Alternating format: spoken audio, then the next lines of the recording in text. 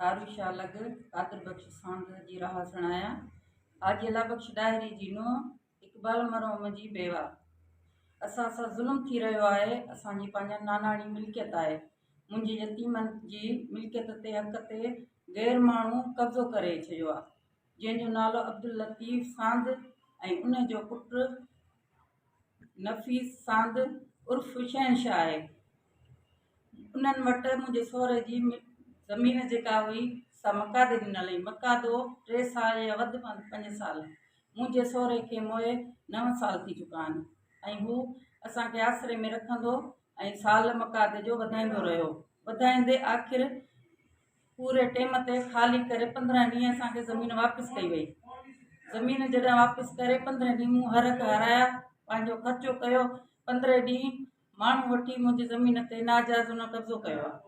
कब्ज़ो करे जॾहिं मूं हुनखे चयो त हुन मूंखे मोतमार धमकियूं बि ॾिनियूं।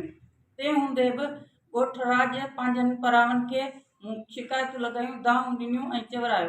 तंहिं मुताबिक़ मां हुन ॾे गणग भले पीर जुम्मन शाह जी दरगाह में माण्हुनि जे साम्हूं क़ुर पाक लाहे उन्हनि खे विधो त भई मुंहिंजे यतीमनि जो हक़ मूंखे वापसि कयो वञे।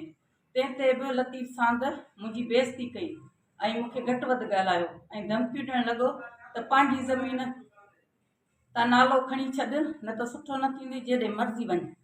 वरी मूंखे हुनजे पुटु आसिरो ॾिनो त मूंखे 3 ॾींहंनि जो आसिरो ॾेई त मां तुंहिंजो हक़ु वापसि कंदुसि ऐं तुंहिंजो बराबरि हक़ु आहे। जॾहिं 3 ॾींहंनि जो चई मूंखे 2 महीना थी विया। हाणे मां वरी उन्हनि जे घर में लतीफ़ सांद जे घर ऐं उनजे पुट जे घर में क़ुर पाक खणी वई आहियां। हाणे चवनि था ज़मीन नालो वठंदीअ त पंहिंजे पुट तां हथु खणी वञ। मां चङनि भलनि वॾेरनि खे, हुकूमत खे, पंहिंजनि परावनि खे अपील थी कयां त मूंखे अदालत में मोकिलण जी तकलीफ़ न ॾियो त भलो आहे। मुंहिंजे यतीमनि जो हक़ु आहे। हिन सांद जो छा वञे जेको असांजी ॾाहिरनि जी मिल्कियत ते ही कब्ज़ो करे रहियो आहे। छाजे करे कयो अथई?